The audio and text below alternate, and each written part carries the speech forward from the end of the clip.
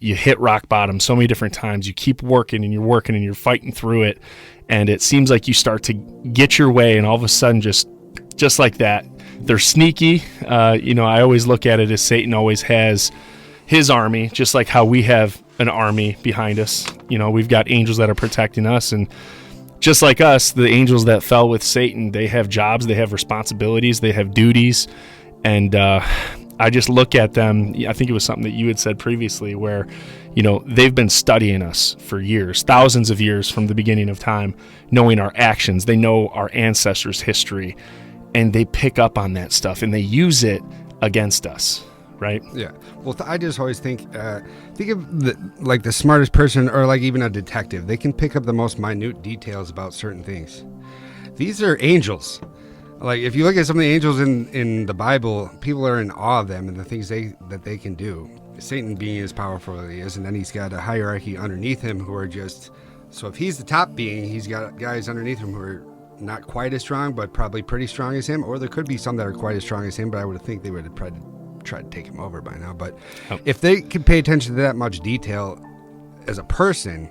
Just think of the demons and the angels that have been watching for hundreds or thousands of years, learning. They probably have a whole library on people about what to do and what this family's been doing and how to keep them in prison, Satan's prison, for as long as they can to benefit, Satan's kingdom rather than God's kingdom, which is pretty creepy. It is very creepy.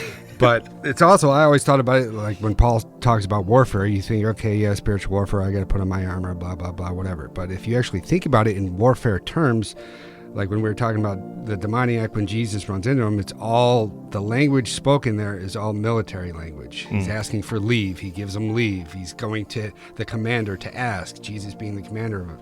So Jesus is over all of the kingdoms. Satan has his own kingdom. He's a hierarchy to his demons, but they all got to bow to the King of Kings and Lord of Lords. Yeah. Even they have the correct theology behind it. Oh, yeah. And ask for permission with the swine, right? Can we go into the swine? And still, even in that time, and what is it, 6,000 demons, a legion? It's a legion, they say, is 6,000, so yeah.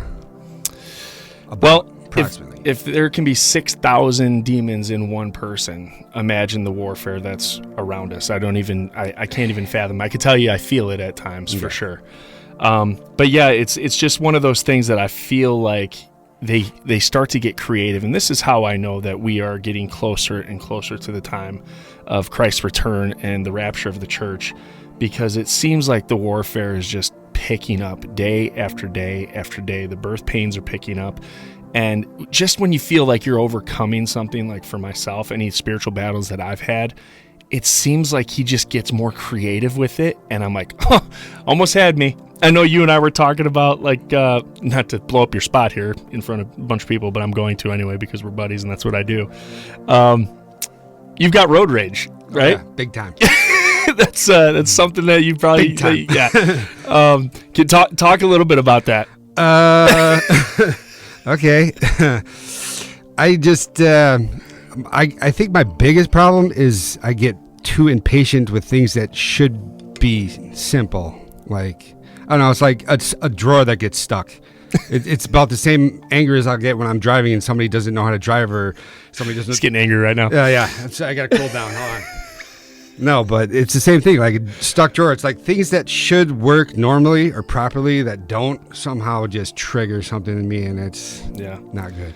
Yeah, well, it's interesting too, because I know this is what we got into our conversation about the other day with temptation, and not in the temptation that we normally talk about, the fleshly temptation, but I guess it is fleshly temptation at the end of the day. But now that we're further in our walk, we start to recognize that it is always spiritual battle, and everything behind all this stuff that comes up, the little intricacies during the day that just throw you off or tick you off or just make you get down on yourself, create anxiety, it's always coming from the enemy.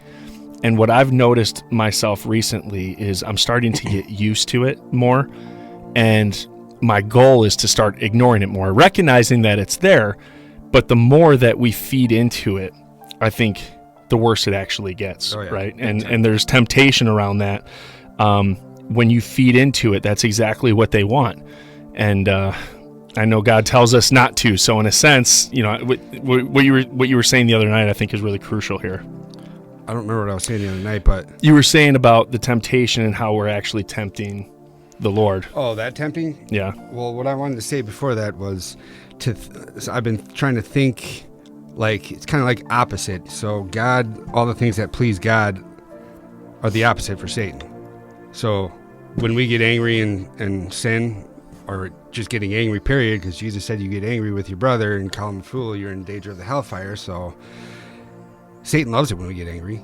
Yep. He loves it when we're scared, fearful, or belligerent.